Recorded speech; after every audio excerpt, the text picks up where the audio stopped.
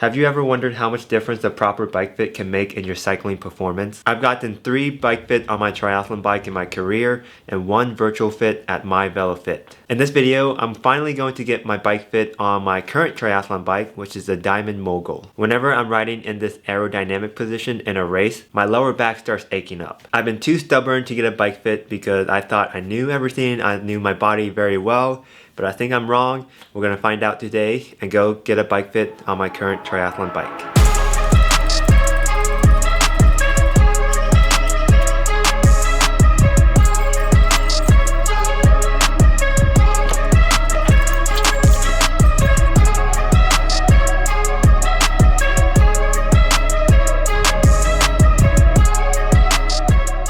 Made it to Bend, Oregon. 3-hour drive, left at 6 a.m. Now it's 9:15. So I was gonna have 45 minutes of free time, which is perfect because I planned it. My girlfriend told me about this breakfast place that I'm about to get some burritos. But April, my dog, and I made it to Bend safely. Pretty scenic drive. Going to get a little bite before a long bike fitting here in Bend, Oregon.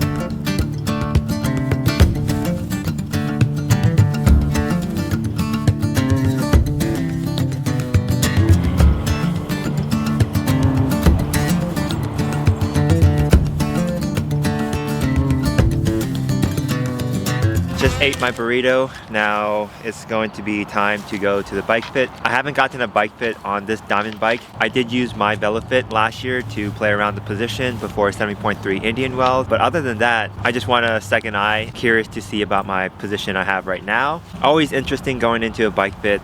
I asked you guys on Instagram what would change, and most of the answers are raising the stack height. And some of you said the seat position as well. Those are probably the 2 main things that will change. The seat position, whether you move it up, down, forward, back, and then the aero bars up front, the stack. Move it higher, lower, further back, further forward. So pretty excited to get this bike fit and just to learn more about myself and my position on my current bike.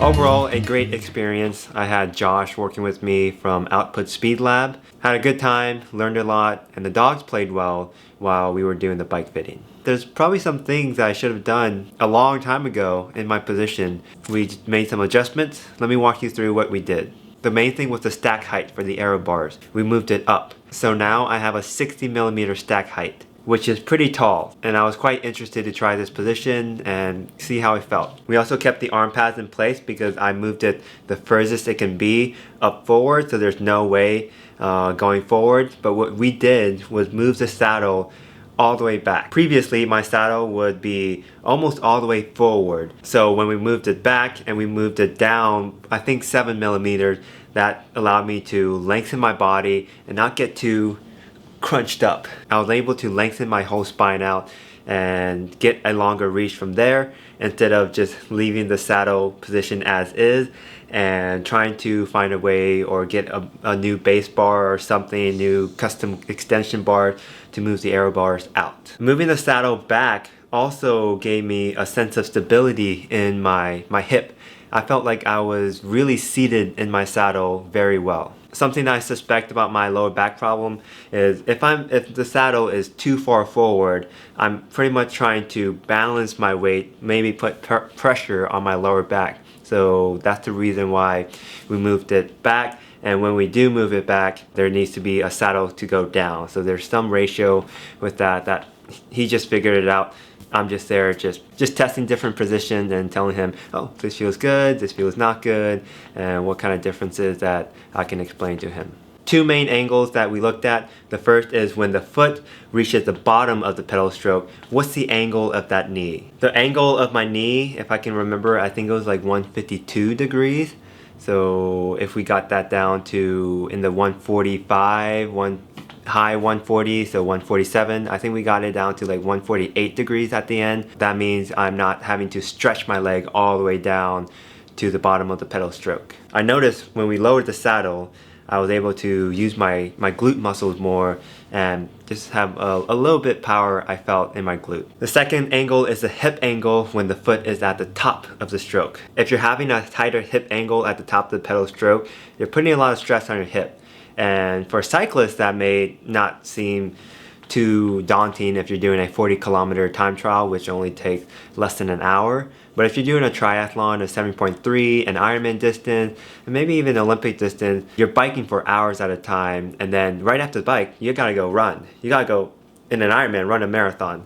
So we gotta pay attention to the hip angle and save that hip, the hamstring, all that area down there for the best as possible, so we can actually run off the bike. I think I started about 46 degrees. We did get that up to 49 degrees, so it was a little bit more open because I had a little bit stressed out with the spine position. The only thing now is to give this bike a test ride outside.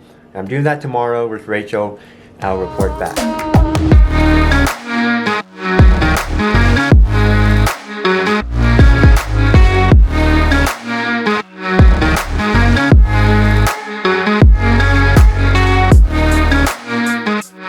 Just got back from riding the new position out here with April on a walk. It feels pretty good, not too bad.